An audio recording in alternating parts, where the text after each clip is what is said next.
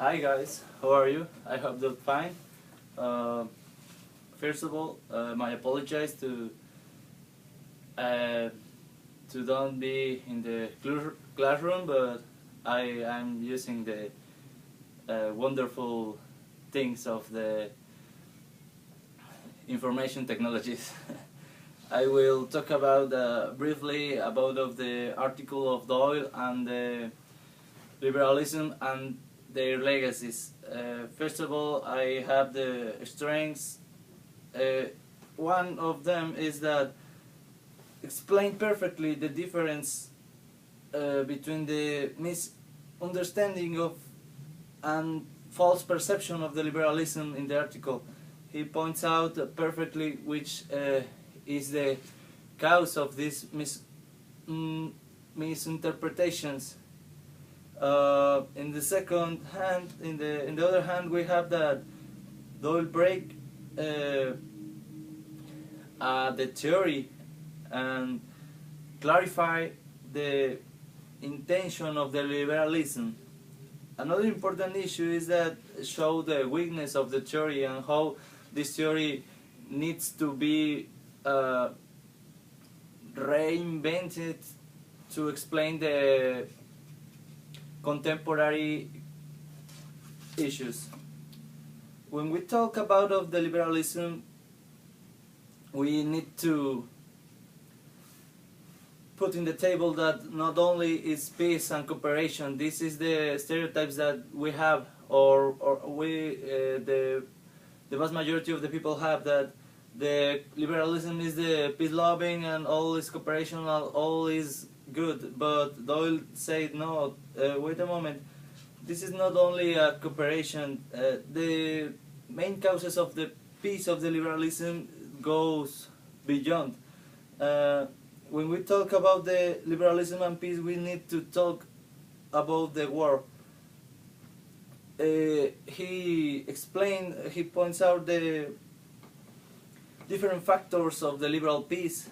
This is not only a state, and later he points out that the state in this peacekeeping process is not only a factor. We need to conceive the leadership of the hegemon that is important too. In the weaknesses, we have that Doyle points out a kind of paradox about the war, the peace, and the liberal state, because he told you that in the history we have a different process of war, but this implication of the states that are involved in the conflict are general liberal states. So this is a kind of paradox. Why a liberal state that promotes the peace go to the war? This is a huge issue in this article. And the other important things, I think that this is a huge critique to the essence of the liberal theory, due to Doyle takes a certain concept of the realism to explain the reality. Another important things that the article are the key points of them. In one hand, we have that the liberalism does appear to disrupt the pursuit of balance of power. The essential principle of the liberalism is the importance of freedom of the individual.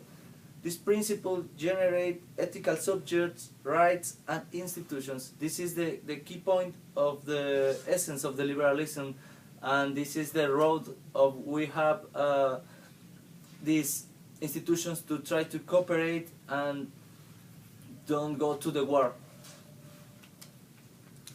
Moreover, Doyle talks about the positive and negative freedom.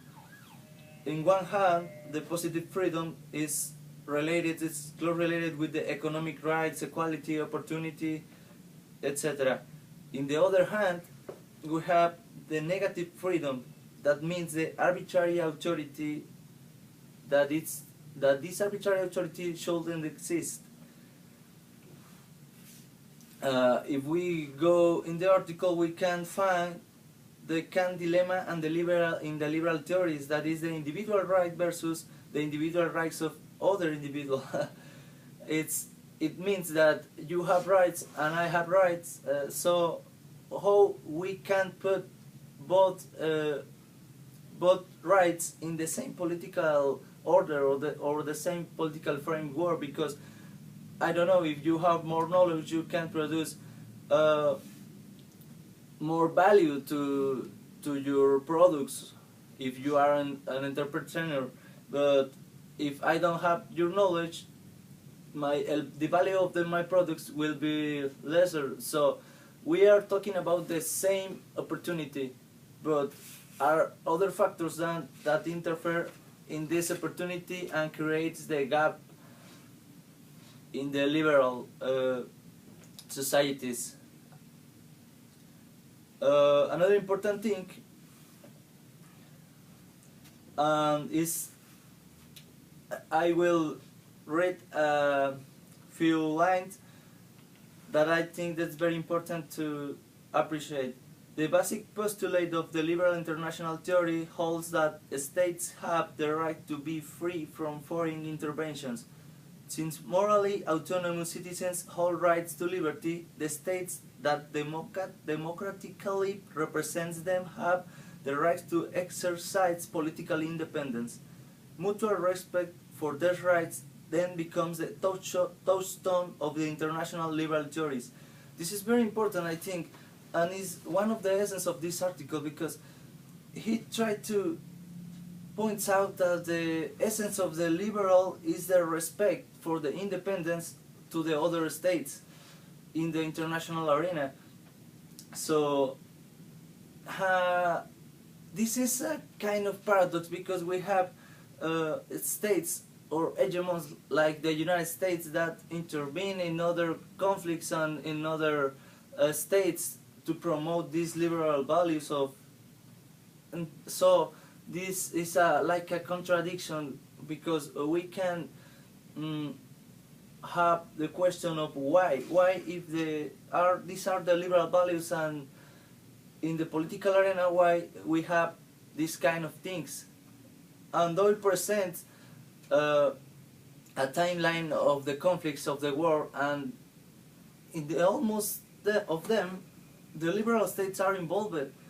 It is a huge, I think that is a counter attack or a counter view about of the liberal theories. Finally, we found that the liberal peace is not only a product of the institutions of cooperations, it has more causes, and these causes are closely related with the power. It demonstrates that if you want to have a better understanding of the world, you shouldn't not be in one theory. You should try to know the different perspectives of the different theories, and Doyle makes it wonderful, I think. For more information, my partners of team, Diego and Rosy, will present to you another important issues of the liberalism. Sorry for my bad English, but I try to do my best effort in order to you understand. Thank you very much for your attention, and see you later. Bye guys, take care.